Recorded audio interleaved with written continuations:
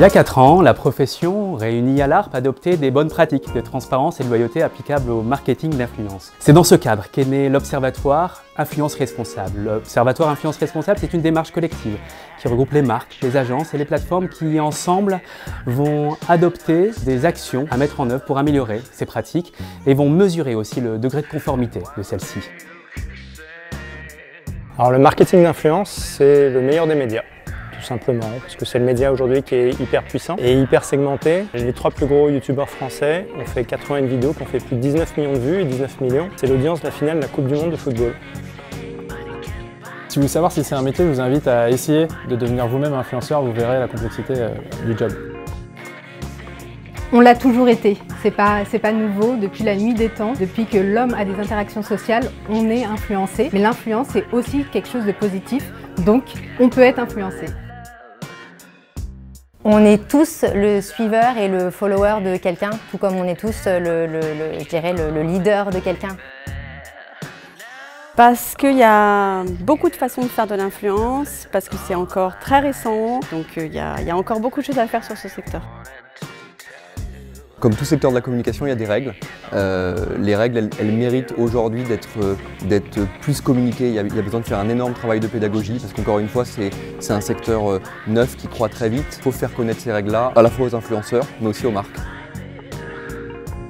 En tant que membre de l'ARP, Google soutient les initiatives qui permettent de promouvoir des hauts standards pour une publicité numérique sûre et responsable pour les consommateurs. C'est pourquoi cette année, on est ravis d'être partenaire de l'Observatoire de l'influence responsable. Alors justement, on va observer aujourd'hui près de 30 000 postes d'influenceurs pour voir s'ils respectent les bonnes pratiques en termes de transparence, les bonnes pratiques en termes de règles publicitaires sur les différents secteurs, comment est-ce qu'on parle d'environnement, comment est-ce qu'on parle de jeux d'argent, comment est-ce qu'on parle de produits de grande consommation. Cet observatoire, c'est regarder si l'ensemble de ces règles sont suivies et si elles ne le sont pas, essayer de trouver les solutions pour que nous, en tant qu'agence, on communique auprès des influenceurs les bonnes pratiques. On a développé une technologie qui nous permet de récupérer tous les contenus que font les influenceurs. Et donc grâce à ces contenus-là, on est capable de savoir le pourcentage d'influenceurs qui sont transparents dans leur partenariat, le pourcentage d'influenceurs qui respectent les différentes règles de publicité. Des deux, c'est intelligence humaine et intelligence artificielle. L'intelligence artificielle pour faire un premier tri sur du cross-platform, donc YouTube, Instagram et TikTok. En amont, on va avoir une analyse faite par l'IA qui va être vérifiée après par l'humain, ce qui va nous créer une solide base de 30 000 analyses de pub. 30 000 contenus, ça peut paraître beaucoup, mais tous ces contenus ont été analysés grâce à un comité de suivi qui a été très engagé, qui est vraiment représentatif de ce milieu. 30 000 contenus aussi parce que c'est pour représenter l'étendue de l'influence, donc de la top tel jusqu'à la nano-influence. Le plan, c'est de faire de la pédagogie. Et cette pédagogie, elle va passer par une certification des influenceurs pour qu'ils puissent connaître l'ensemble des règles et les appliquer évidemment.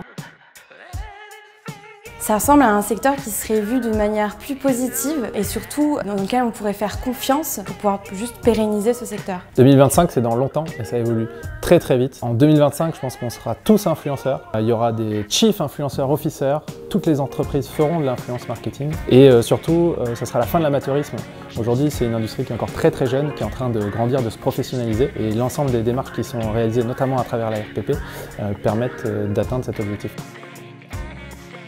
On va chercher à influencer les influenceurs pour avoir un marketing d'influence qui soit responsable et éthique. Pensez pas à la quête des followers, pensez pas à tout ça. Soyez vous-même et au pire, ceux qui vous suivront, ce sera juste du qualitatif, des gens qui vous suivront parce qu'ils apprécient ce que vous faites et le reste, c'est que du plus. Les résultats vous seront dévoilés en septembre 2021 et parmi les actions qui ont été décidées, la mise en œuvre d'un certificat à destination des influenceurs qui leur permettra de se différencier sur le plan de l'éthique à l'égard des marques et aussi à l'égard de leurs audiences.